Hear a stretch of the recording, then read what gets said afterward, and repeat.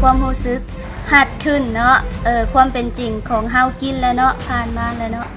หัดขึ้นย้องเอากันมาได้10 กว่าปีแล้วบ่เคยย้องแบบนี้จักเทื่อสบายดีค่ะนี่ก็ซื้อนางดากี้เนาะบ้านอยู่ปัจจุบันนี่ก็บ้านด่านปากเซ่เมืองหนองบัวแข้งขมวนประจำเดือนค่อยบ่มาได้3 เดือนแล้วพอค่อยมากินนาลีตีประมาณอาทิตย์หนึงเห็นผลมีการเปลี่ยนแปลงประจำเดือนค่อยมาค่อยรู้สึกผิวพรรณค่อยเต่งตึงงามสิวหน้าตาที่ว่าเคยแบบบ่งามเนาะขี้เล่ก็กลับมาผ่องใสงามคือเก่า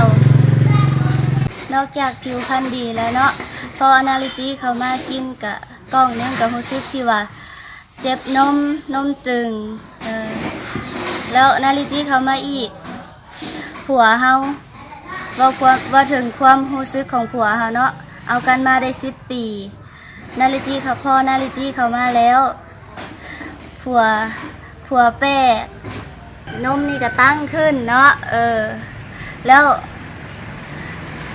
วนี่มันก็ฟิตความพอใจของผัวเฮาเนาะเอากันมาได้10 ปีแพงกันขึ้นหลังจากที่ว่ากินผลิตภัณฑ์ตัวนี้เนี่ยเนาะความรู้สึกหัดขึ้นเนาะความเป็นจริงของเฮากินแล้วเนาะผ่านมาแล้วเนาะหัดขึ้นย้องเอากันมาได้10 กว่าปีแล้วบ่เคยย้องแบบนี้จักเทื่อติดใจ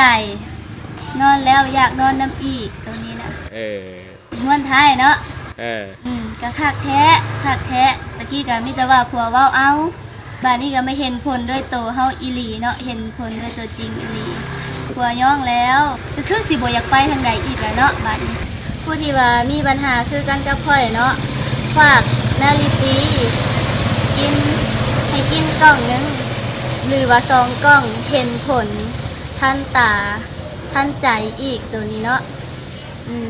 แล้วเจ้านี่พอใจบ่กับนาลิตีพอใจกับนาลิตีพอใจอย่างที่ว่า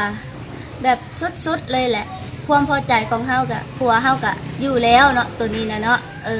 คักแล้ว